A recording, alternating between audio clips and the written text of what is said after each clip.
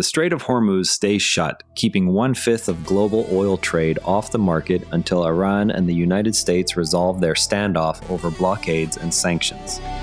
This is Omni View, episode 140.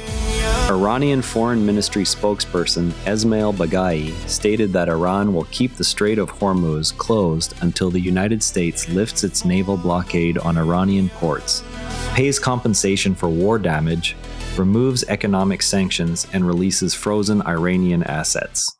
The strait normally carries roughly 1/5 of the world's traded oil supplies, and its continued closure is described as the most lasting consequence of the current conflict. The statement sets clear conditions before any reopening can occur. Iranian officials have maintained this position for months, while shipping routes have lengthened around the Cape of Good Hope. Reuters and AP both report the same core facts from Iranian officials, yet they place different weight on the broader stakes. Reuters frames the announcement as a direct response to U.S. naval actions and highlights the immediate pressure on global energy flows through the narrow waterway. AP emphasizes Iran's list of demands, including compensation and asset releases, and notes how the closure has already altered shipping patterns for months. Both outlets draw on the same official Iranian position without introducing conflicting data on volumes or dates. The shared facts include the spokesperson's name and the explicit list of 4 conditions.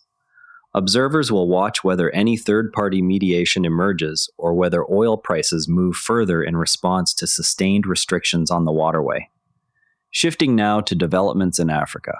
Congo's health authorities report at least 2,000 deaths and 4,381 confirmed cases in the current Ebola outbreak. The figures come from official case tracking and reflect the scale of the epidemic across affected regions. National monitoring systems continue to record new infections daily. AP presents the numbers as the latest update from national health monitoring systems, focusing on the human toll and the need for continued containment measures. The reporting draws directly from Congo's health ministry data releases without additional interpretation from outside observers. Health teams will continue tracking new cases and deaths while scaling treatment and contact tracing efforts in the hardest-hit areas. Next, an earthquake in South America. A powerful earthquake struck Colombia, leaving at least 18 people dead according to initial reports. Rescue and assessment operations are underway in the affected zones. The event prompted immediate deployment of emergency teams to both urban and remote locations. BBC reports the death toll from on-the-ground sources and notes that further updates are expected as teams reach more remote areas. The coverage relies on local authorities and rescue coordinators for the casualty count. Emergency services will continue search and rescue work and begin damage assessments to determine the extent of rebuilding needed. Turning to Asia. China is increasing its reliance on artificial intelligence systems to improve weather predictions as extreme weather events become more frequent and intense. The approach aims to give earlier and more accurate warnings for storms, floods, and heat. Government agencies are integrating AI models into existing forecasting infrastructure. Reuters highlights government investment in AI tools as a practical response to recent weather patterns that have caused widespread disruption. The reporting centers on the technical upgrade rather than broader policy debates. It draws on statements from Chinese meteorological authorities about the scale of recent events. Forecasters will test the new AI models against real-time events to measure gains in prediction speed and accuracy. Now to Europe. Spain is preparing for an upcoming solar eclipse at the same time authorities monitor dry conditions that raise wildfire danger in several regions. Event planning includes extra safety measures for crowds and equipment.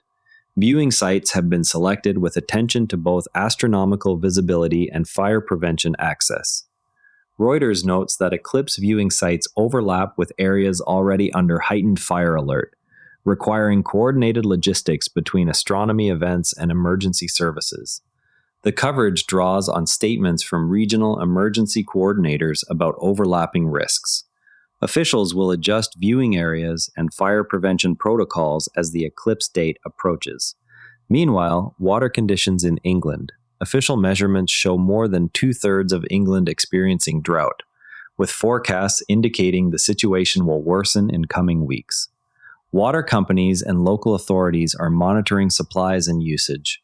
Reservoir levels and river flows have fallen below seasonal norms in multiple counties. BBC reports the geographic extent of the drought from national monitoring data and notes expected further restrictions on water use. The reporting references data from the Environment Agency on the proportion of land affected. Regulators will review usage rules and reservoir levels to decide on any additional conservation steps.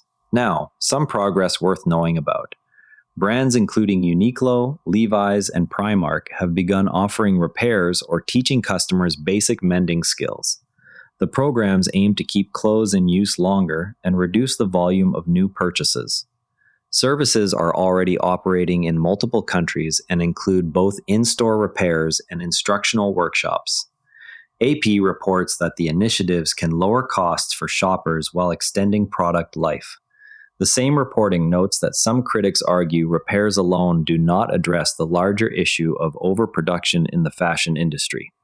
The programs are already operating in multiple countries. Now, to really understand this story, there is something most coverage leaves out. Most reporting on the Strait of Hormuz focuses on the simple fact of closure. Yet the deeper mechanism is how a single narrow waterway concentrates leverage for both the coastal state and outside powers. The strait sits between Iran and Oman. Any vessel must pass through waters that can be monitored or restricted from shore-based systems, giving the coastal state physical options that wider oceans do not. When a blockade is imposed, the immediate effect is rerouting of tankers around Africa, which raises shipping costs and delivery times for buyers in Asia and Europe.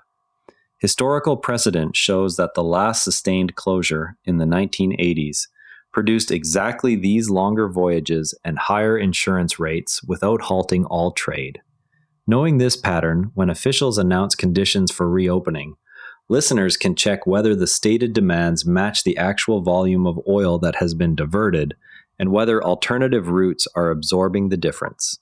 One concrete step is to compare weekly tanker tracking data from public maritime sources against official statements on how much oil is still moving. Publicly available satellite data on vessel movements can be cross-checked against Energy Agency monthly reports to see whether announced volumes align with observed traffic. This verification habit reveals whether policy statements track real-world flows or serve mainly as negotiating positions. If you want to go deeper on the Strait of Hormuz, compare how Reuters and AP are covering the developments. Tomorrow, watch for any signs of third-party mediation offers on the Strait of Hormuz. That wraps up today's Omni View. Remember, the best-informed people read more than one perspective, and the calmest ones know that most days, somewhere, something is quietly getting better. For full source links, check out today's written briefing on the Omni View Summaries page. Share this with someone who values fair coverage. See you tomorrow. And if you'd rather watch than listen, find us on YouTube at Nera Network. Links in the show notes. And before you go, this show is part of the Nera Network, a family of daily podcasts on tech, science, and markets. Each one a short, sharp briefing you can finish on the commute. If today earned its place in your feed, here's your next listen. Models and Agents, your daily briefing on AI models and agents. Find every show free at neranetwork.com. Want the written briefing with source links? Each show keeps a summaries page on neranetwork.com, scannable, dated, and free. This episode used AI voice synthesis of my voice. Editorial selection and analysis are my own.